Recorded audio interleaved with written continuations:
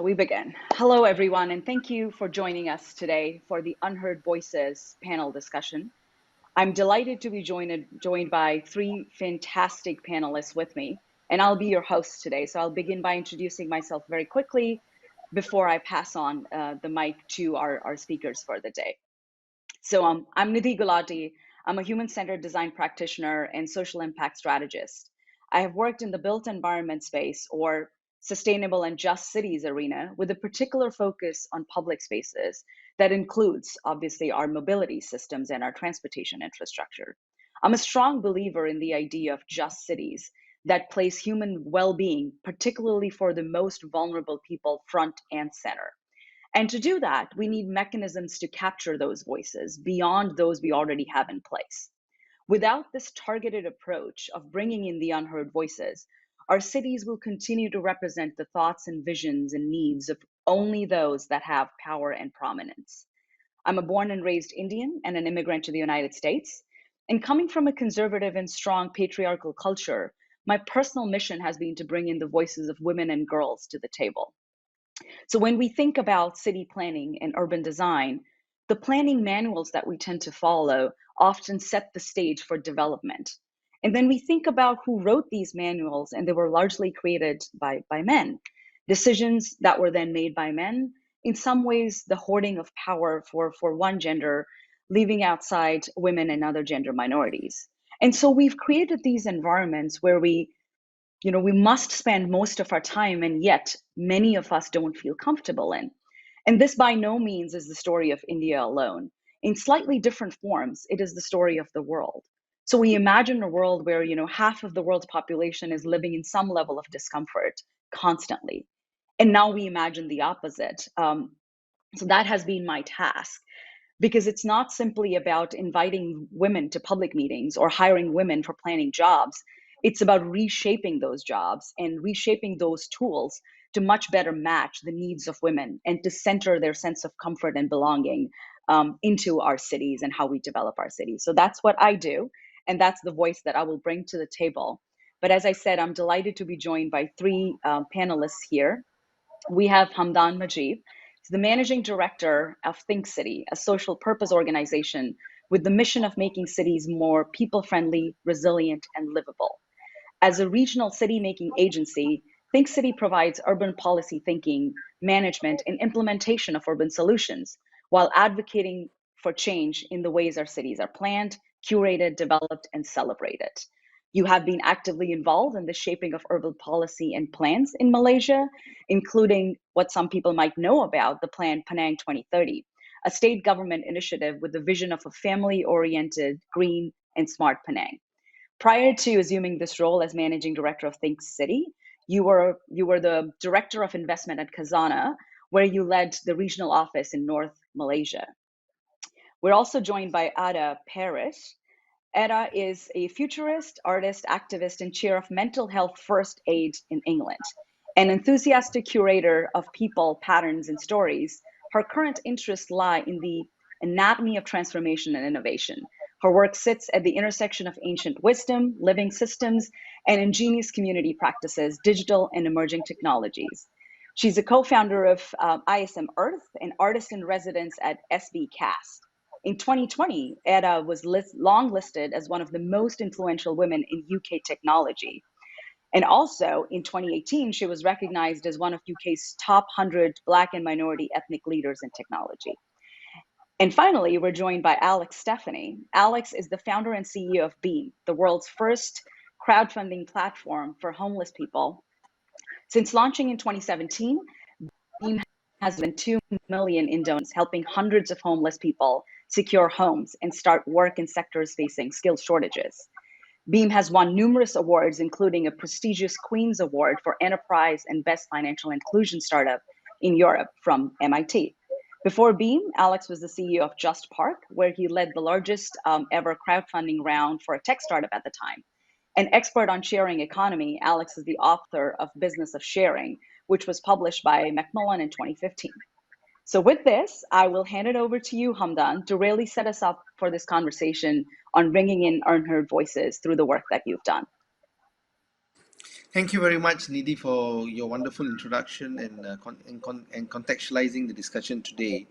And I think the discussion that we are having is one that is critical and important, and in fact, most urgent, particularly in the environment where COVID has actually brought to the fore a lot of the issues of inequity and inclusivity in cities.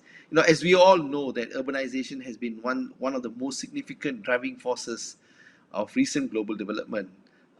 In fact, as a result of urbanization, now we see that large swathes of people have moved from rural to urban areas, and we have seen great amount of prosperity and progress that has happened across cities in all the different continents. Maybe not at equal pace, but definitely there has definitely what you call urbanization has become a kind of a driving force for change. And in the next 20, 30 years, we're going to see that number of people more than 70% of us will be living in cities, and the agenda of cities is only going to become critical and important.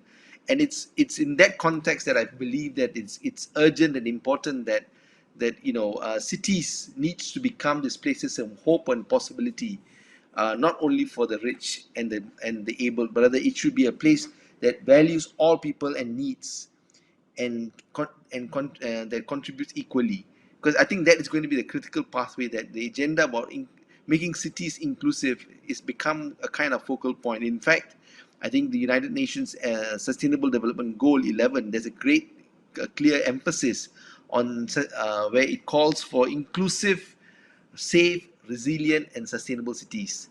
Now, however, while cities have become great places of hope and possibility, and in fact, it is in cities that we are seeing significant, what do you call, growth in economic activity, growth in terms of intellectual thinking, growth in terms of innovation, and all forms of changes that has come about.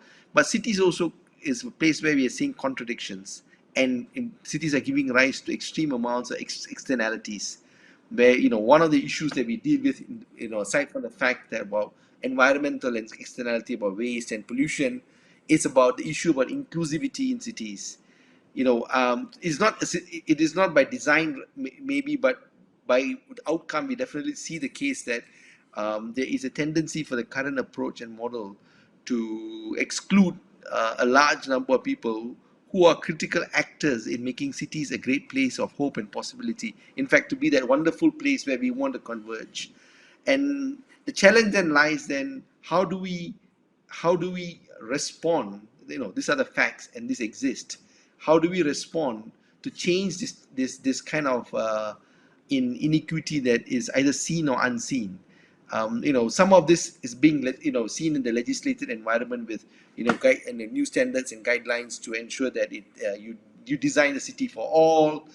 Everyone is included, and there's no distinction between able and differently able people. People with different income circumstances and so on.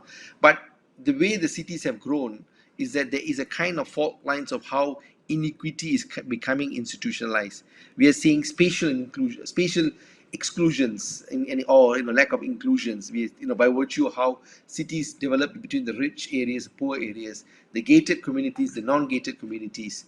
We are seeing clear, distinct, what do you call, facts where the people who do not have wealth, economic exclusions, by virtue that if you're poor, you are then not you do not have the kind of amenities and services in your cities that ensures that your neighborhoods are equally inclusive.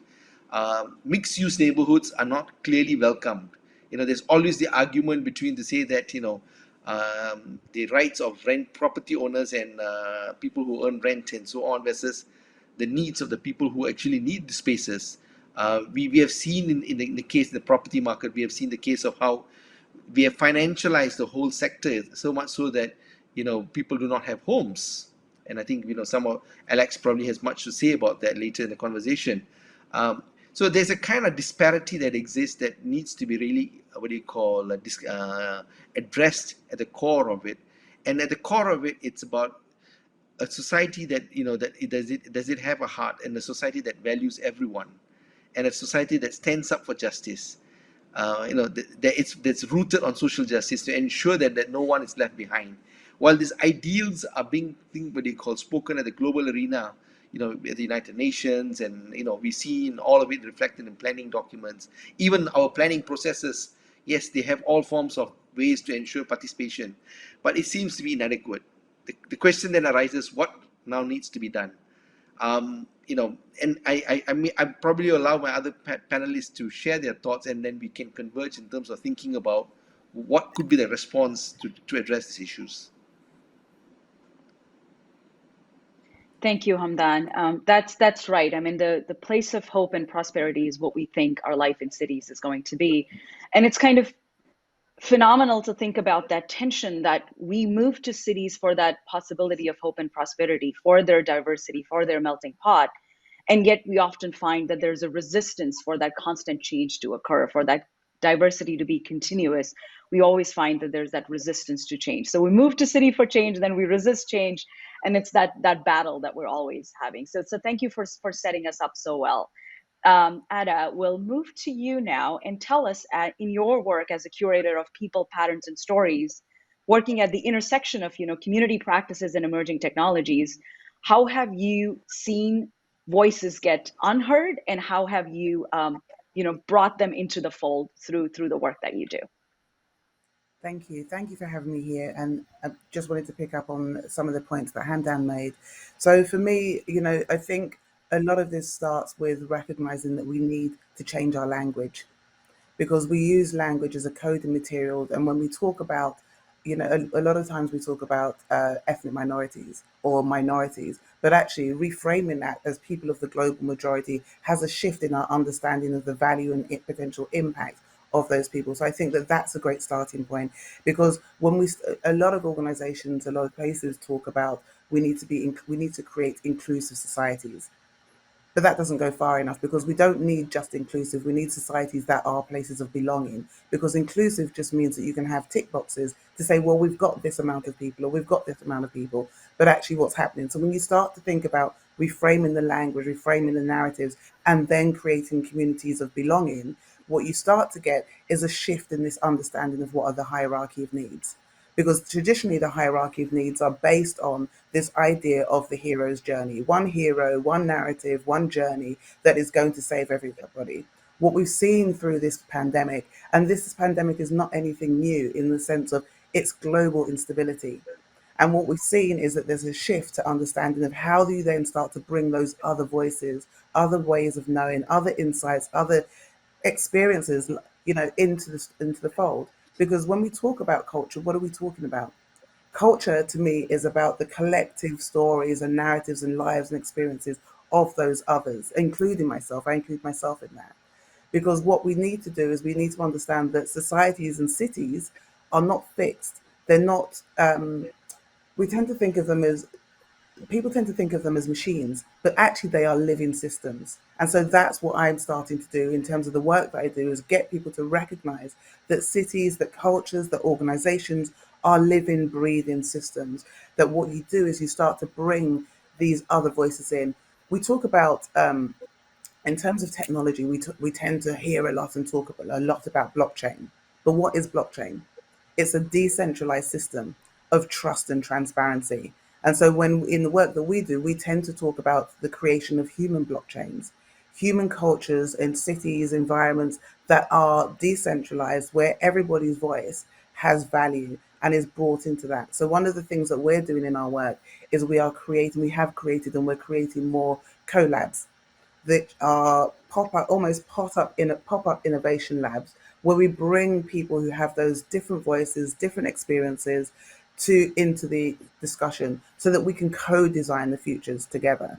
So for example, I have the title futurist, but in many ways I also kind of reject that, because it means that we're constantly focusing on the future. If anything, this pandemic has definitely taught us that we were in two places at the beginning: focused on nostalgia, on the past. How can we recreate? How can we bring all these things back? Or lots of people saying that they're futurists, and how can we predict the future, and not actually living in the present. And so what we're doing with our work is actually, rather than thinking about how do we create regenerative futures, how do we look at ourselves as futurists, what can we do in now, at this current time, that is regenerative, that is inclusive, that is decentralized, that brings those different voices together. And the way that we do it is not just looking at technology, because I think that sometimes we have a skewed view of what technology is, by whom, and what it's for. The way that we use technology is to do three things: connect with and understand ourselves, connect with and understand others, and connect with and understand our environment. And if that's the case, that is not limited to digital technologies. That is, you'll find those patterns in faith systems, in cultures, in some of the work that I do in shamanism, in all of those things. And so what we do is we look for where we see these patterns. Those patterns occur in nature. And so, how can we start to bring some of that into the work that we're doing? One of the clients I'm working with at the moment is Shelter, which is a homeless charity in the UK. And it's a similar thing of bringing in those other voices, because those voices are part of our living and breathing systems. We understand diversity in terms of our understanding of our own bodies. And so I always find it interesting when people start to talk about what's the business case for diversity. Why do we need to make the business case for these things? Because we already understand that they exist. We would not exist without them. And so for us, it's about leaving that idea of we have to prove that this is the right thing to do. We already know it is. Let's just start doing it, and start doing that by reframing our language, reframing the hierarchy of needs that is not based on hypernormalization, this individualistic idea of I need this is me, because all of that is around ego. But bring in this understanding of what decentralization really means and how powerful it could be, not just in terms of blockchain or cryptocurrencies, but in terms of how we organize our societies. And we can do that through artistic expression, because art is really about exploring the way that we experience the world. Emerging technologies, if we have those other voices that come into this, we will have a different understanding of what the true problem is and how that's reframed. Instead, we used to say regenerative futures, but now we talk about regenerative present, because we need to make sure that we still have a planet in order to make sure we have a future. And then you get into this idea of rethinking policy. And I do believe that this current pandemic, this current crisis, has shifted people's understanding and ability to take more risks, because what we once defined as normal, we now realize was not. And so when people talk about the new normal, I question, what do you mean by new normal? Because if the old normal was broken, why do you want a new version of that? We have an opportunity now to really change things. And that's a lot of the work that we're doing. But I'm going to stop there because I'd love to hear what Alex's points are as well. Thank you so much, Etta. That was really helpful to hear. And I really like the term you used there, communities of belonging. Because, I mean, if we don't feel like we belong, then how do we even exercise the voice once the mic is passed on to us? We have to feel like we have something valid to contribute and we belong, and that's so important. And also about the business case for diversity. I don't think I mentioned that in my intro. I'm actually enrolled in business school right now. I'm going to INSEAD in their 10-month intensive MBA program. And this is daily conversation for me. How do you make a business case for doing right by the planet and doing right by the people? And sometimes you just want to step back and say, but why does there need to be a business case? Shouldn't we do this because it's the right thing to do? And we will not have a planet if we were to But not what act. happens So then is, our measures of success become purely metric, rather than understanding that there are other measures of success that is not based on what you can put on a spreadsheet. absolutely. Absolutely. Absolutely. So thank you for setting us up with that.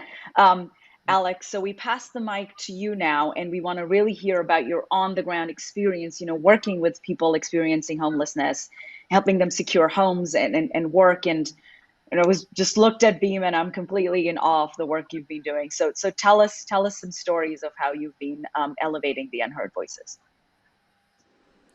Sure. Well, first off, thank you very much for having me as part of this fascinating panel debate. I think I'm an optimist by nature, and although we're all aware that there are plenty of problems in pretty much every city around the world, and many problems that are not in cities as well, I am galvanized by the fact that there are more and more conversations of this nature happening, and there are more and more people who are participating in these conversations.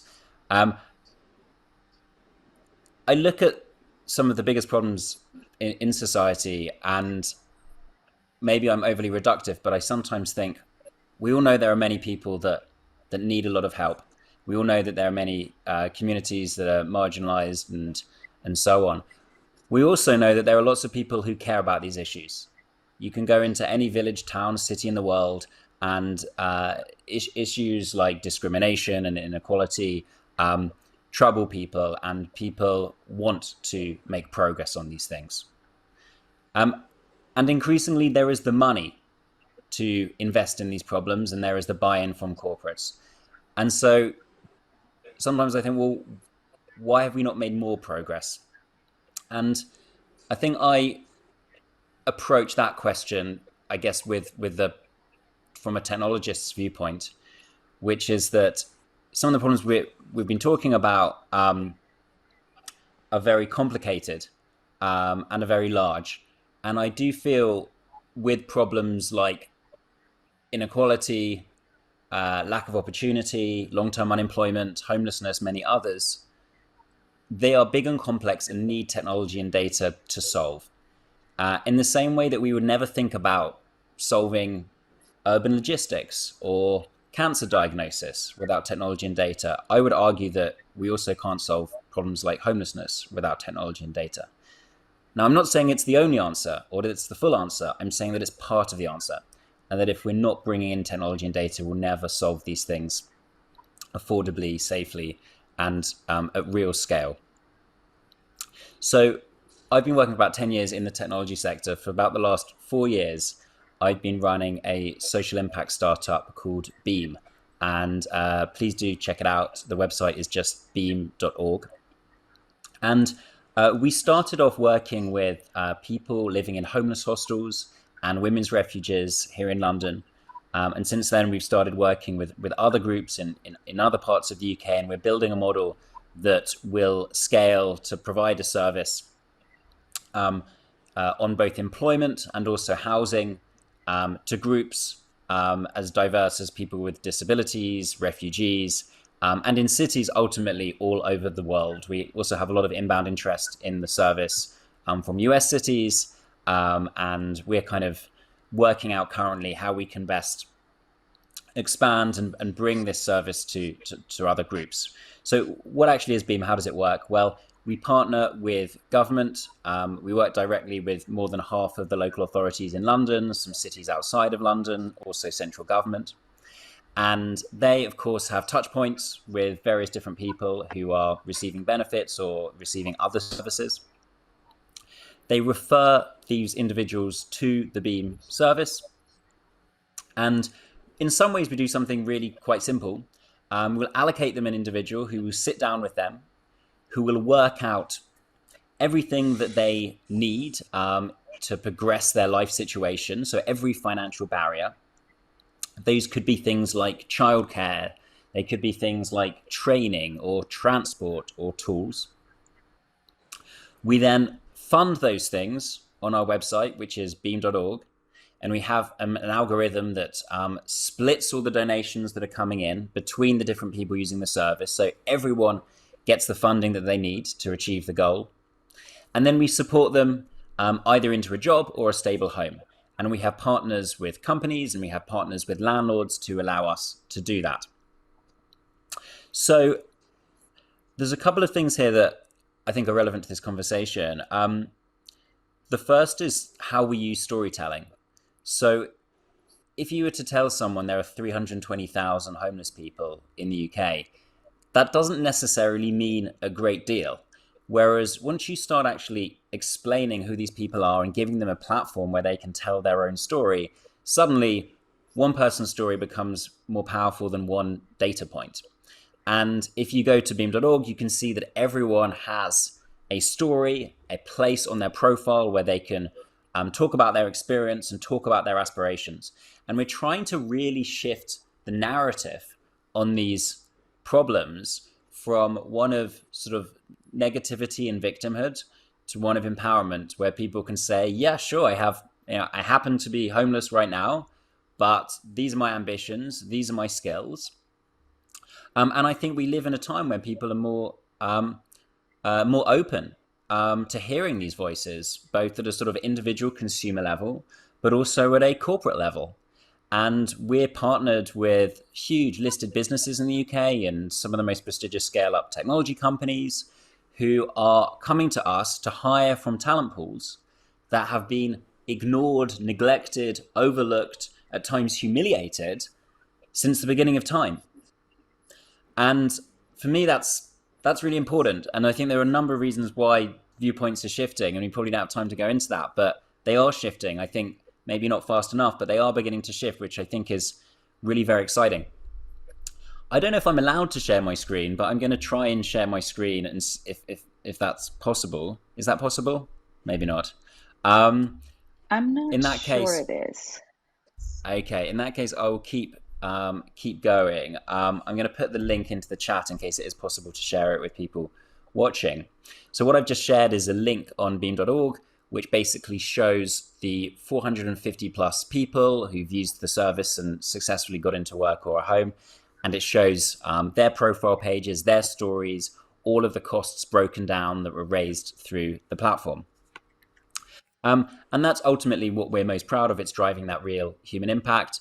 And what we're most excited by is the fact that the number of people we're successfully helping is growing pretty rapidly.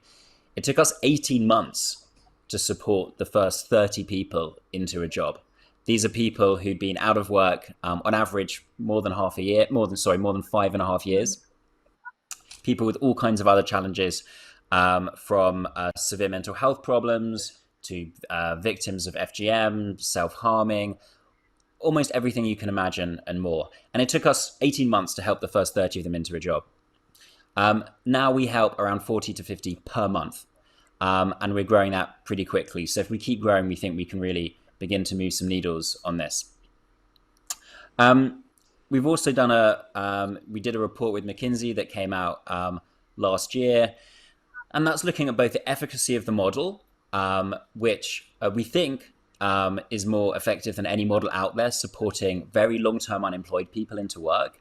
It's working 76% of the time, and people are staying in work about 80% of the time after 6 months. So this is really, really good work at attainment and sustainment by any metrics that we have to measure them by. But also, possibly a bit dry, but really important in terms of adoption of these sorts of models is the savings that it's creating for taxpayers. And I think, one of the things we need to be pragmatic about is the fact that these social problems affect you even if you don't profess to care about them, because you are paying for them. And we need to speak to people's wallets if we're going to get adoption at scale. And the data we've looked at suggests that for every person we help, we're saving taxpayers £31,000. And so we need to make people understand that it's in everyone's interest to make progress on these issues, because as well as being human issues of real importance that we can do a lot better on, they are expensive problems that actually act as real drags on our economy. And what we're fundamentally doing for our government customers is, in a, I think, very human-centered way, we're supporting people who are long-term welfare dependent, who've been receiving benefits for more than 5 years on average, into a place where they are paying tax and filling skill shortages for companies that propel the economy. And so that's hopefully something that every single person can get behind, whether it's on a human level or whether it's on a sort of an economic impact level. I'm going to stop speaking now because we have fascinating people here and I don't want to intrude on the rest of the time. But yeah, thank you for listening. Thank you so much, Alex. A few things you said I wanted to kind of underline, and we can come back to that. You said something about the pool that you create from people's support and donations and how that gets redistributed almost to like make sure everybody gets the support. I would love to come back to that and really talk about that, because that is one of the biggest sort of criticisms I've heard for crowdfunding platforms, particularly the more mainstream privately set up ones without that social bottom line clearly outlined. So we'll definitely come back to that. And I really like your idea about conveying the results back to people and really talking about their wallets, because not only is it important for people to know the financial benefits of your efforts and the work that you're doing, if we don't tell them without that information, they could also come out in opposition. So it's important from both sides to ensure the sustainability of the investments that are being made. So I would like to start the discussion with something that you mentioned, Hamdan, about the the inflow and outflow of people because of COVID in our cities, people that have now been able to move in, and then people who have left. And I was wondering if you could tell us about what new challenges has that created for you, particularly if regions already have issues around poverty and disinvestment. When more people are coming in and there's that transition, how has that changed the challenges that you work with? No, thank you very much, Nidhi. I think interesting, what do you call experience that has been presented here today, and from diverse backgrounds. No, like I said in my early remarks, was that um, cities have become very challenging environments, and in a sense that it is in cities that we are going to win the battle about progress out of poverty, progress out of underdevelopment, progress out of dealing with climate change and so on. But cities are also these difficult places where you have multitudes of issues of economic injustice, issues of social exclusion, issues of, like I said, spatial divide. We can see many of the cities that we deal with, there are very clear demarcation of areas. Either it's called poor districts, slums, or underdeveloped areas where are clearly demarked and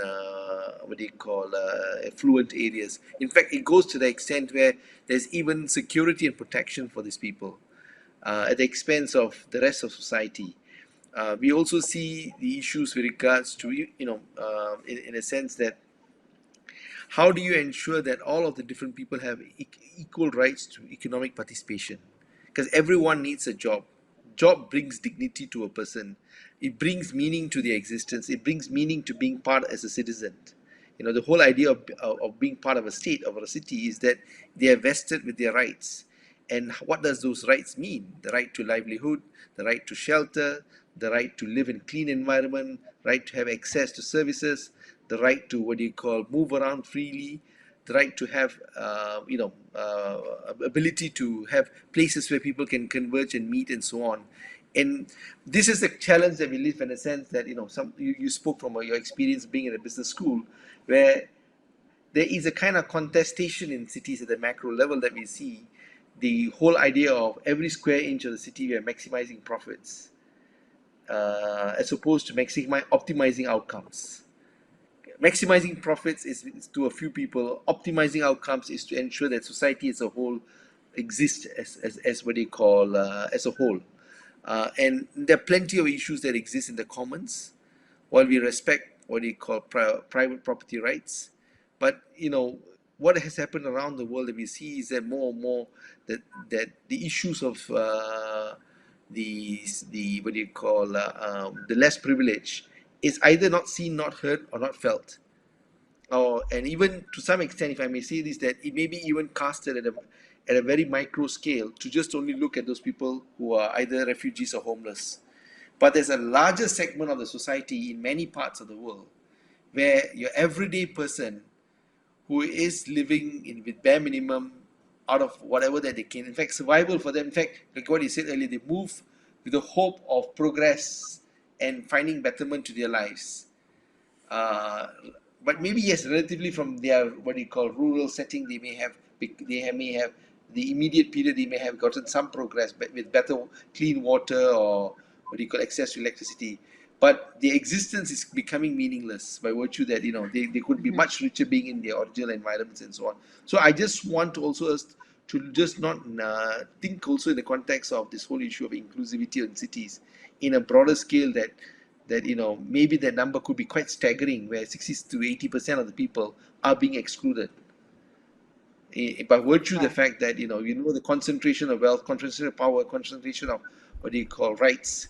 Because those who have resources have ability to use the democratic systems to be able to influence decision making, and have succeeded in terms of shaping things in the ways that will serve their own interest, as opposed to the interest of all. So that's I think it's an important thing that I believe that we need to have in mind, and probably something that cannot be ignored. Right. I would just Our wanted to jump in panelists, there. you're welcome to add. Yes, please go for it. Yeah. Thank you, Hamdan. I just wanted to jump in there because for me, what you're talking about is, I think it's a big error that we make all the time, that we treat those other voices as anthropological research subjects rather than living, breathing humans who have existences, who are actually critical thinkers, who are innovators, who live these things every day. And so including their stories as part of the design process, as part of our ability to try and solve these big societal problems, that's part of the shift that needs to happen. We spend too much time researching and providing data and then using those statistics to scare people, to try and scare people into submission, to say, to Alex's point, there's lots of data out there, there's lots of insights out there, but that's why I love the work that they're doing at Beam, is to change that and to say, what are the positives, what are the stories, get people to tell their stories in their own voices. It fundamentally shifts your understanding of who they are, and you start to see yourself within that. And I think that's part of the thing that we need to do to change cities, is we need to be able to recognize ourselves in the stories of others. Otherwise things are not going to change, because it then continues to be a them and us. So Right. yeah. In one of the lessons I always reflect back on is that some of the traditional cities that we have seen, whether it's Asian or European or African context that we have been interesting models how there was a great amount of equity and fairness, by virtue that the poor had access to be in the city center, the what do you call, everyone had access to amenities and services, communal facilities were organized and supported.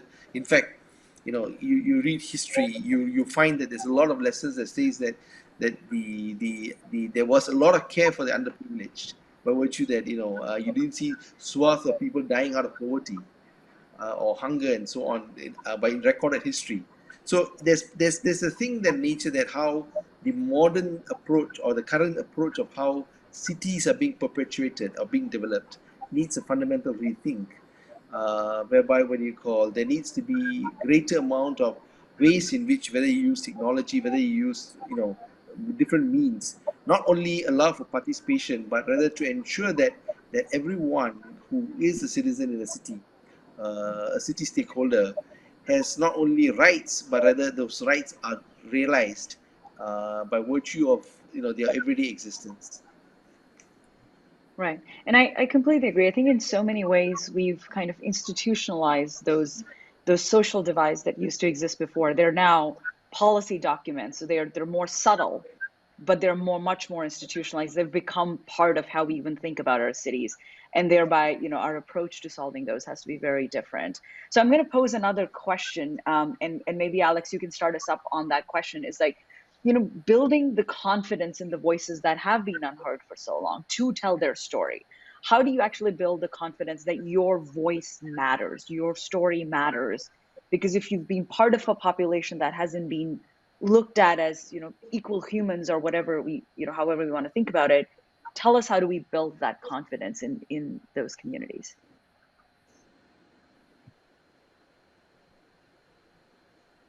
You're muted. We can't. Sorry, I need another 2 years of There you pandemic to are. learn how to unmute myself. Through telling stories again. I mean, in the early days of Beam, I would go into homeless hostels, and the people managing the hostels would sort of say, "Okay, sit down, everyone. Someone's come to talk to you." And eventually people would sort of gather around, and most people, really didn't want to be there, but they would sort of be restless and not really listening, and it was very much like a chore.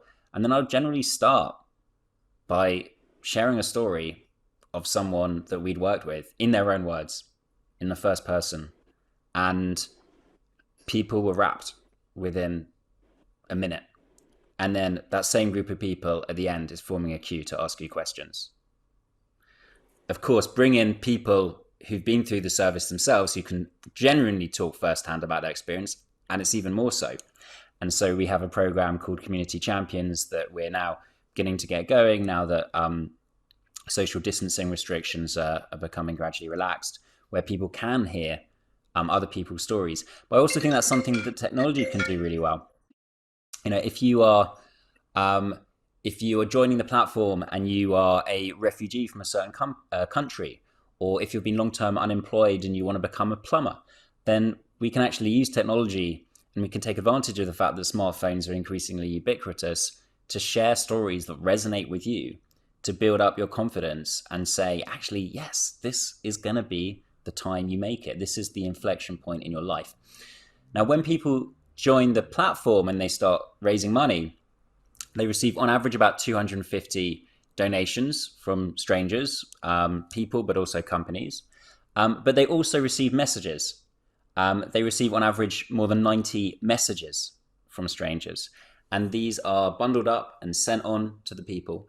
And I describe it as a fire hose of positivity. And it's very powerful for people because they've often been so beaten up by the world and let down so many times that they've begun to question their own value as human beings. And when they get these messages coming in, dozens and dozens of messages, speaking personally, wishing them well, it completely changes very often how people see themselves. And it's common for people to just break down in tears at, the realization, which is their life has value. People actually care about them. People are actually on their side and want them to succeed in life. And that is a realization, unfortunately, for many people using the service because of what they've experienced in their life. I also just wanted to, while we're on the topic, you spoke, Nidhi, about crowdfunding. So I want to just pick up your question on that, if I may. Yes, please. When we began thinking about crowdfunding and how we could apply that to homelessness, people said to us, "That's a terrible idea." And the reason it was a terrible idea was because the implementation of crowdfunding in homelessness had been really pretty terrible historically. So what had happened has been people who may or may not have been homeless had been using crowdfunding platforms to raise cash that could be spent on all kinds of things, including potentially substances, because people who had active addictions could be using the platforms. And then many of these campaigns would not be funding, and others would be colossally overfunding for some quirk. And so you might end up with a situation where someone who's not homeless but is a heroin addict has $80,000 in their bank account and and the people in their support network are terrified that this person is going to overdose. Horrific application of technology to a problem, in my opinion. What we've done is, designed for this. So it's totally different in a few very profound ways. So the first is that donations are allocated across people using the platforms with their campaigns. So that means that 100% of people using the platform get the money that they need. We work with each individual to define what they need, so they don't get $50,000 and someone else gets nothing. They get the money that is required for them to achieve that outcome, whether it's an employment outcome or a housing outcome. And we also put in a 5% contingency in case there are any unforeseen costs. Okay. Great. And so we think of Beam as, we call it the most uncompetitive crowdfunding platform in the world because everyone gets the funding that they need. And then finally, we have an operational process in place to ensure that we purchase the things that people need on their behalf. So donors and our government partners can really be confident that if someone is using Beam to become an electrician, that electrician training will be paid for direct by us using the capital that's been raised on their behalf. So very, very different. And it's all about putting a proper operational process behind crowdfunding and really being incentivized by the right things. And what's happened historically when people have used crowdfunding for social purposes is that because what matters to those businesses is not outcomes, but the amount of money that flows through their platforms, they just optimize for that. And you can have some really, really bad outcomes. From our perspective, all we care about is our outcomes. They're our North Star metrics. And actually, we want to use as little capital as possible to achieve as much impact as possible. So as is often in life, if you don't set up the incentives correctly, you'll get some unfortunate outcomes. Thank you so much, Alex, for building on that, because it is one of those kind of popular narratives that if you hear that can cast doubt over other services Yep. like yours that are Super actually important. trying to do Everybody. it in much more. Yep. Exactly. So thank you for helping us understand that. Tell us ways in which you convey to people in positions of power that cities are in fact living, breathing organisms and systems and not something that is static. How do you convey that? Give us two or three pointers, and we will end the session with that. So tell us. I think the way that we convey that is that everything is a living system. That what we do is our egos and our ideas. We tend to divide things up and say, well, this is this and this is this, but actually everything is interconnected. And what I do is take language and ideas from different worlds, that probably worlds that they may be closer to understand, and then show them how that is connected. So whether it's blockchain or what have you, it's language that does it. Absolutely. And language and capturing and showing history, as Hamdan was saying, they always have been systems, and we really have to keep that in mind. So thank you so much for doing this panel. I know I learned a lot, and I took several notes, and I'm hoping that the listeners would too. And I'm also hoping that we'll be able to share some of the things with the listeners in speaker notes and things with, like, sharing beam.org and lots of great talks that you've done, Ada. I'm sure our listeners would want to hear that. And Think City in general, I believe I have a lot of love for the organization, and I've followed your work through my own professional endeavors and others. So I'm hopeful that everybody would find a lot of good knowledge in the work that the three of you have done. So thank you so much. And I hope to continue this conversation off this platform on another platform in the very near future. Thank you. Thank you so Thank you, much. Nidhi. Thank you, Thanks, everyone. everyone. A pleasure We hope to meeting be you staying all. in touch. We'll Thank talk you. soon.